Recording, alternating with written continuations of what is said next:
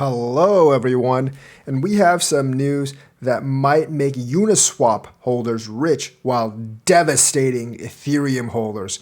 That's right, L2 will just suck the life out of Ethereum. Yes, L2s do run on Ethereum, but they will also absorb all of Ethereum's fees, which means Ethereum validators and nodes aren't going to make too much. So basically, this new Uniswap chain might just do that. Uniswap and Uni token holders will benefit most from the chain, while Ethereum holders will likely see the biggest loss. So you might want to just trade your Ethereum for Uniswap, because that might be a better option for this bull run. That and the whole Plus token thing, they might just directly sell $1.3 billion worth of Ethereum. So Ethereum does not look too attractive right now, in my opinion. So Uniswap's new Layer 2 blockchain, Unichain, could be a boon for creator Uniswap Labs and holders of the project's token, potentially earning them close to $500 million from fees, and that's for the Uni token holders that would have otherwise be paid to the Ethereum network or Ethereum node validator holders. So minus $500 million for the Ethereum holders, plus $500 million for the Uniswap holders, and that is a big deal. Unichain's launch would see $368 million previously paid to Ethereum validators in the last year put directly into the hands of Uniswap Labs like Uniswap.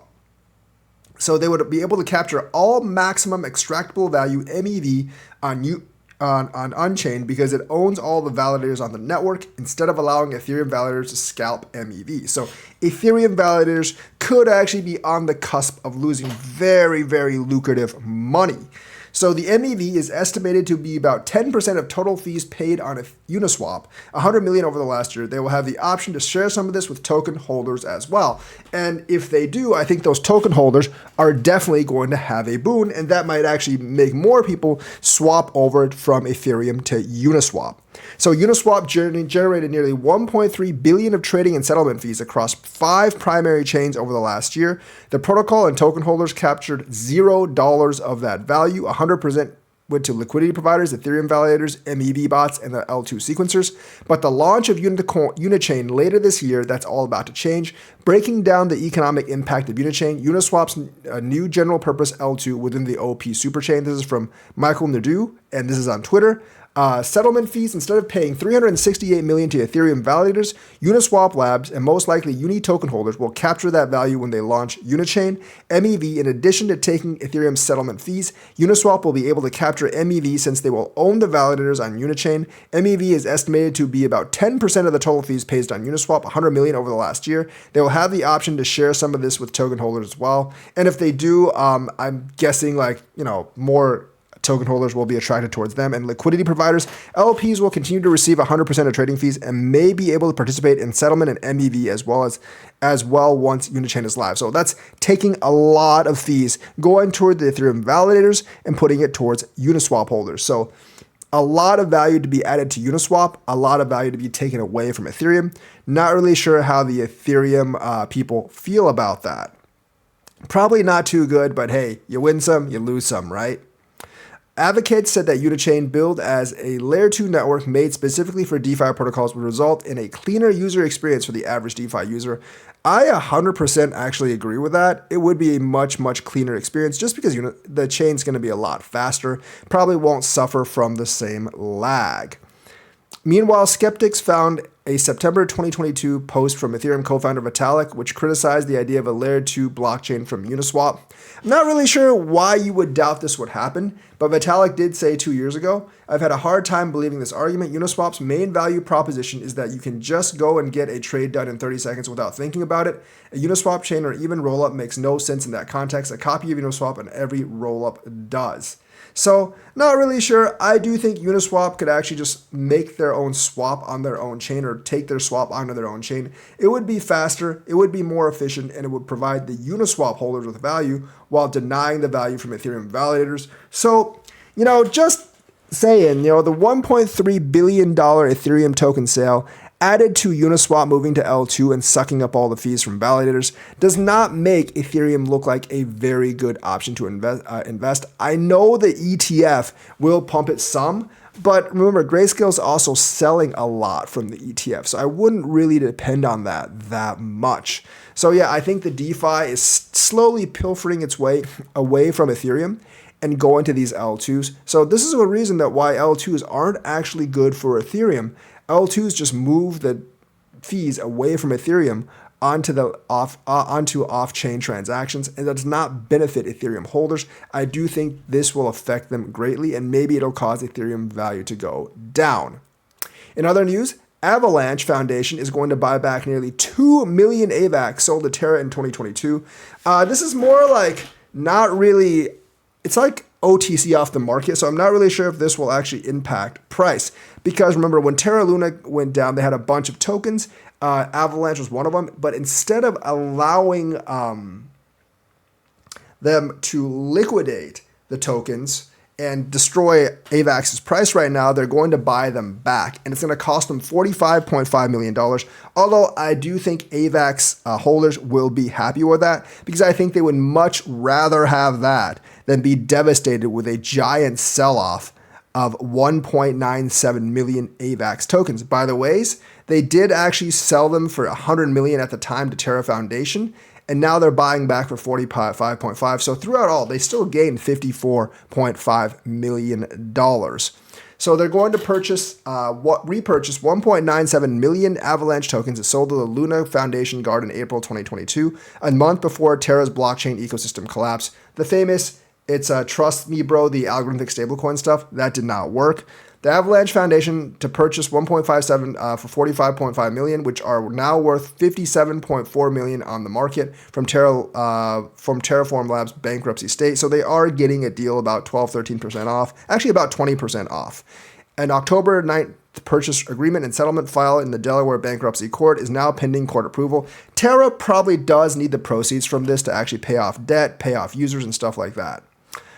This action ensures that the Terra Foundation would not violate the original agreement's restrictions on the token's use and shields the tokens from the complexity of bankruptcy trustee liquidation, which would devastate the price.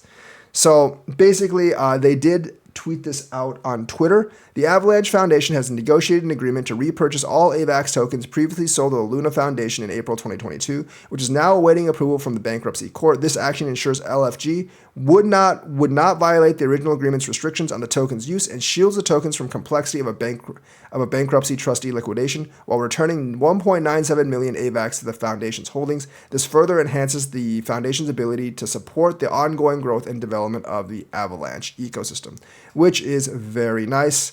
Obviously, since they're worth a lot less than when they sold them, the AVAX Foundation did actually get a pretty good action from the sale. So AVAX users, rejoice. Your coins aren't going to go down because the Terra Luna Foundation will dump them as part of the bankruptcy.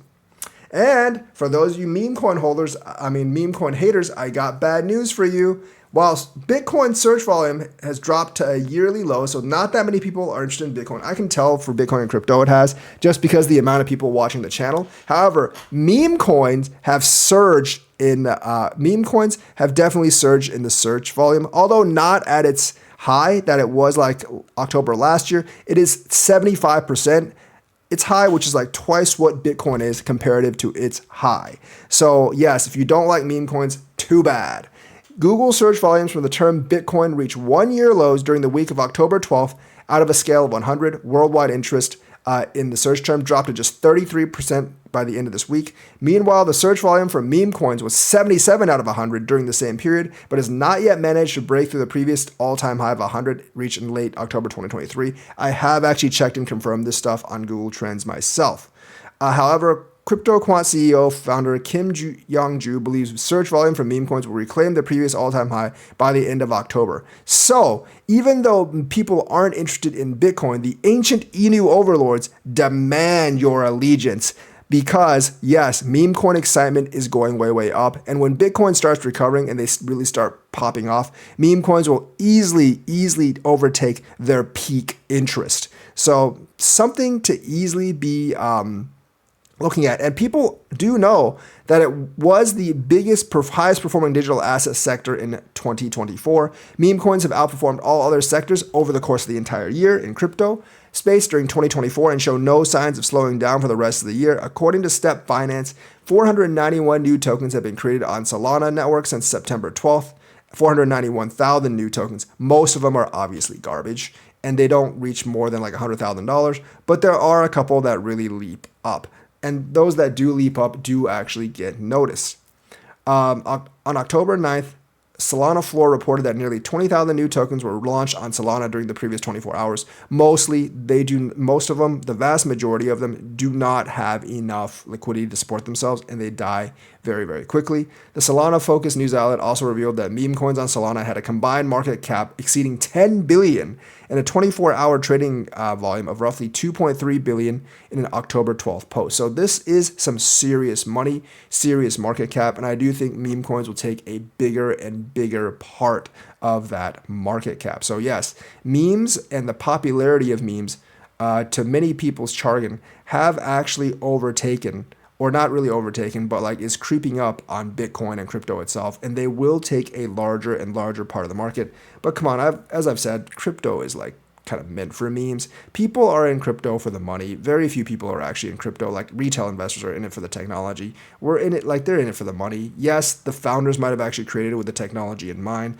but when you ask retail investors, they are looking for basically a market they can invest in without all that red tape. If they took crypto away, the investors to go elsewhere to another market, they're not going to be able, the regulators are not going to be able to stop this. So they might as well just let us have it anyways, because there is a consumer demand for it. And as long as there's a consumer demand for it, it will actually happen. And plus, it's not like directly bad for people like drugs or anything. So I think like, Congress is going to be sold on it. I think the courts are turning against the SEC.